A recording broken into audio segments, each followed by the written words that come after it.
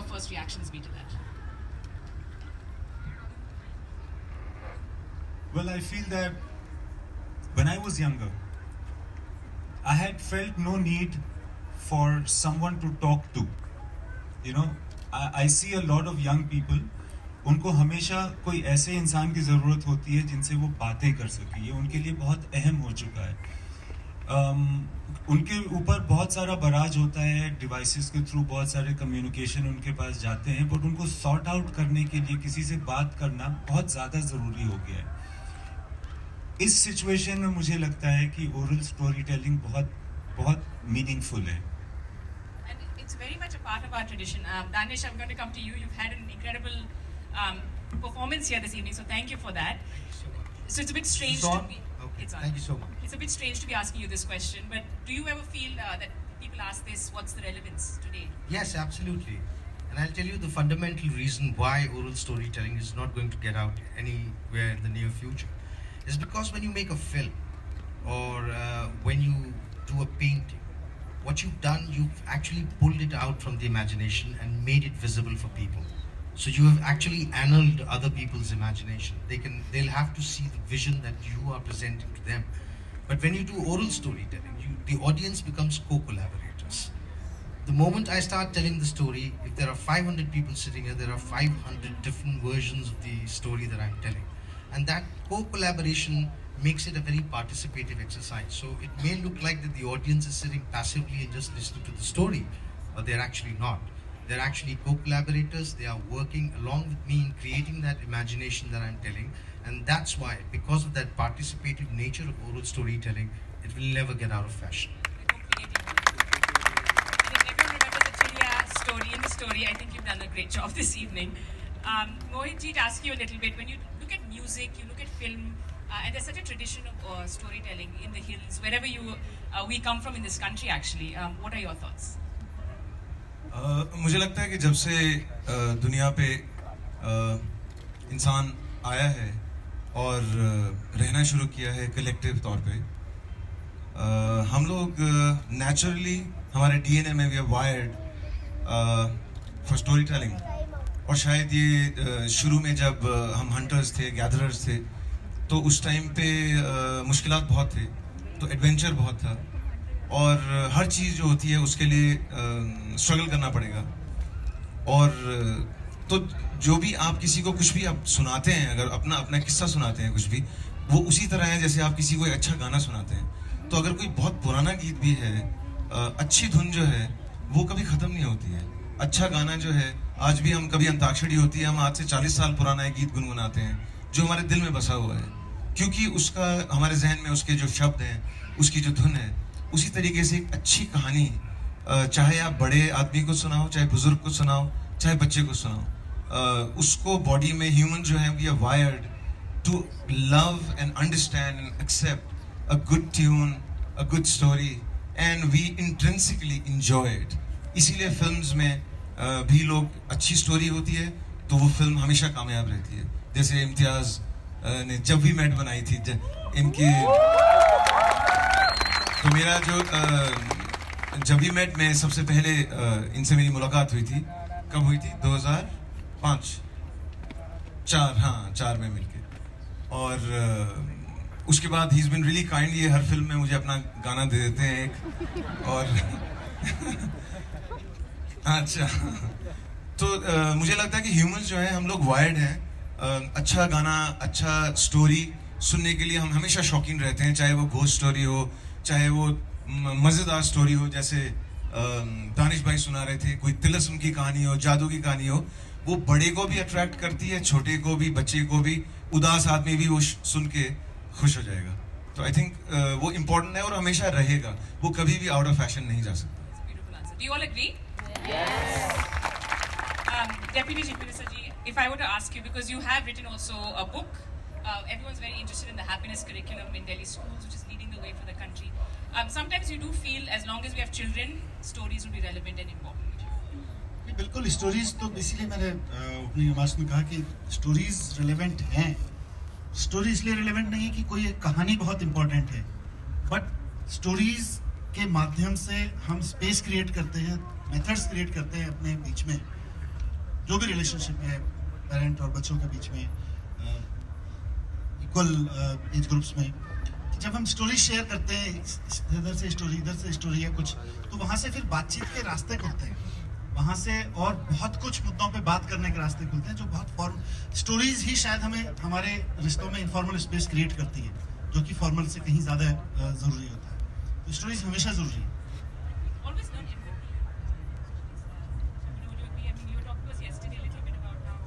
Having a nephew is what prompted you to become a storyteller. What do you feel, especially in its 9 years of this festival? The relevance is very clear.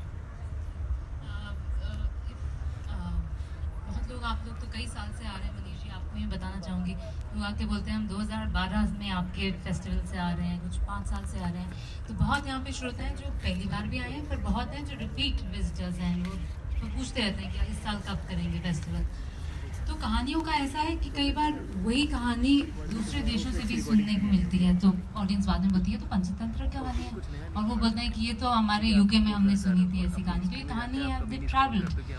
और आज जब सुबह हम workshop कर रहे थे तब भी स्टोरी टेलर्स जो अंकल लैरी हैं, एबोरिजिनी फ्रॉम द इंडिजिनस कम्युनिटी ऐसे हैं ऑस्ट्रेलिया की, so they tell a lot of the traditional tales which they say कि वो 5000 साल पुरानी कहानियाँ हैं, और वो आज भी कहते हैं। But being an elder and despite being the guardian of the stories, he said आप beginning पकड़ लें, end पकड़ लें है, और वो सबसे important है, और उसके साथ आप खेल सकते हैं, and maybe Danish would agree, और उससे आप कितने messages दे सकते हैं, that depends on the storyteller.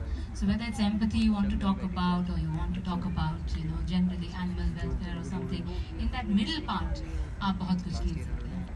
And I think Uncle Larry also said he thinks of himself as an 8-year-old child, which probably explains why his stories are so catchy. Ratish, I know you think we've corralled you onto this panel. But, thank you firstly for this incredible location, what you've done with Sundar Nursery. I think people have been talking about it for a long time. How apt do you think that we're having a storytelling? 100%.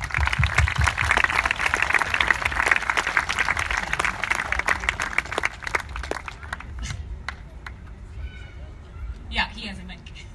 And so how apt do you think it is that we're having a storytelling festival right here in the middle of so much history? Story start with the Chanda Mama and look right above you. What could be better? सारी चंदा मामा की कहानी हम सब बचपन में बड़े हुए हैं सुन के। I think जहाँ हम बैठे हैं जो निजामुद्दीन एरिया, यहाँ की इतनी कहानियाँ हैं कि it is apt कि आज हम और कहानियाँ बना रहे हैं। I think जो आज फेस्टिवल हो रहा है, जो कर रहा है, एक नई कहानी जुड़ रही है, और I don't think anything can be more apt. हमारे साथ की 1100-1200 लोग बैठे हैं चुपचाप शांति से और खुशी से, मतलब ये काफी लोग मुस्कुरा रहे हैं। रात के 10 बज रहे हैं, शायद भूख भी लग रही होगी, 9 बज रहे हैं, माफ कीजिएगा। But so I think it's very appropriate. There have been so many hundreds of stories. After all, 2 million people come to the Humayun's tomb every year.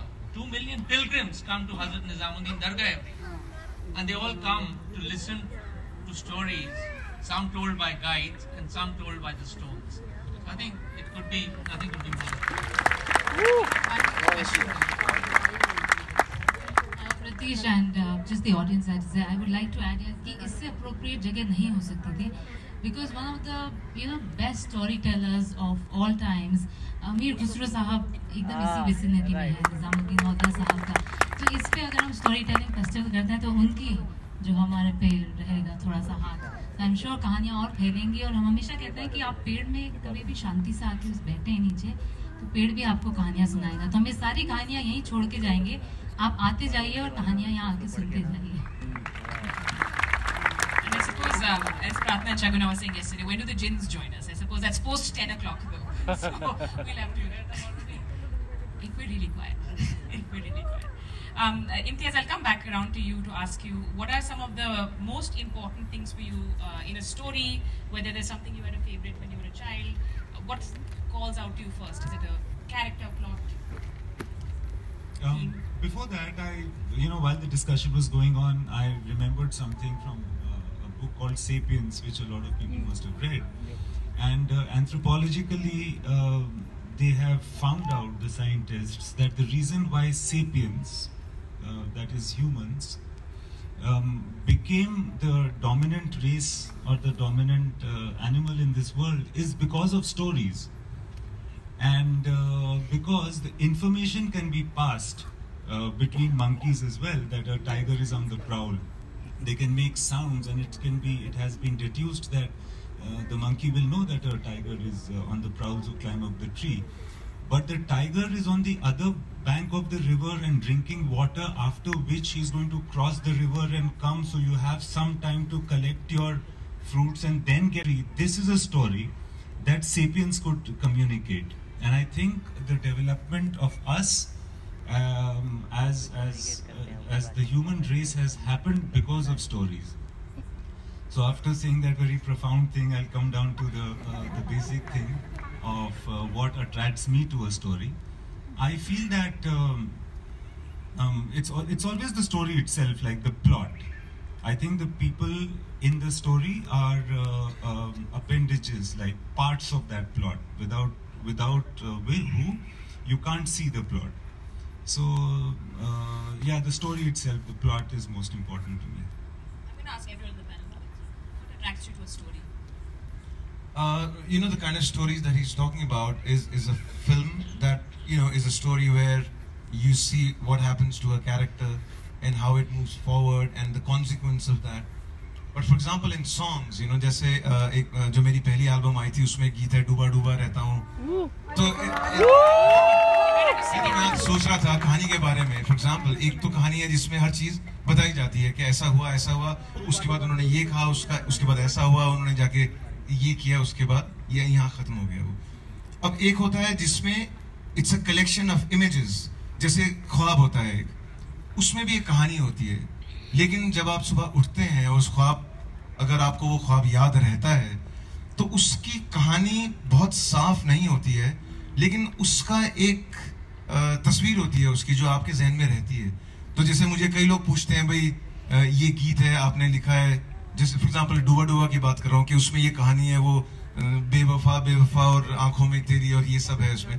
तो उसमें कलेक्शन ऑफ इमेजरी. तो जब उस गीत को कोई सुनता है तो उसको अपनी कहानी के साथ वो जोड़ के और अपनी जिंदगी से जोड़ के, चाहे वो स्टूडेंट है, चाहे कोई शादीशुदा बंदा है, चाहे कोई बड़ा इंसान है, बच्चा है, यंग है, यू नो, हर आदमी का अपना एक इमेजिनेशन अटैच हो जाता है उस इमेजरी के साथ, और उसमें से एक कहानी बन के उसके जहन में आ जाती है. इसलिए ही बहुत सारे ऐसे गाने होते हैं जो लोगों को बहुत उन गानों से मोहब्बत होती है.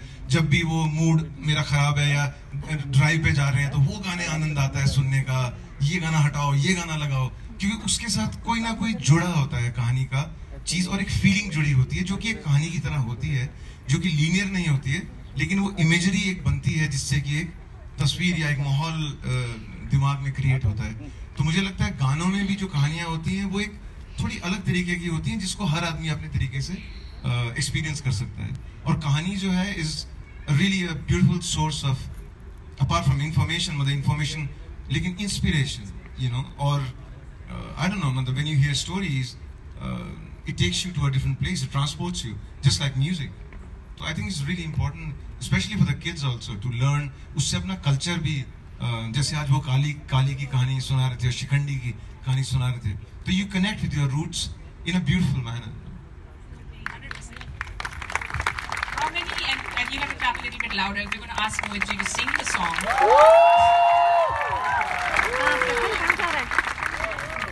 If you can now, okay, maybe one more round of applause.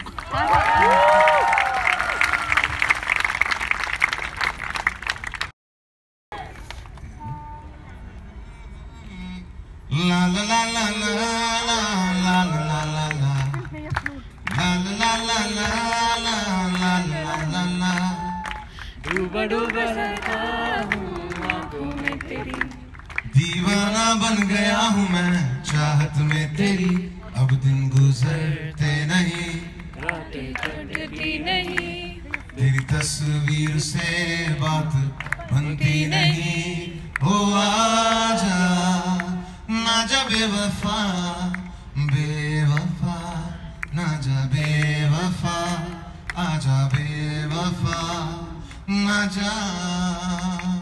ना ला ला ला ला ला ला ला ला ला La la la la la la la la la. Thank you. Raneshji, if I can ask you, you've been in theatre directing 20 years or more, I think. Netflix, congratulations on the series. And you're also doing collaborations in poetry, anything to do with performing arts. For you, how do you look at stories and what brings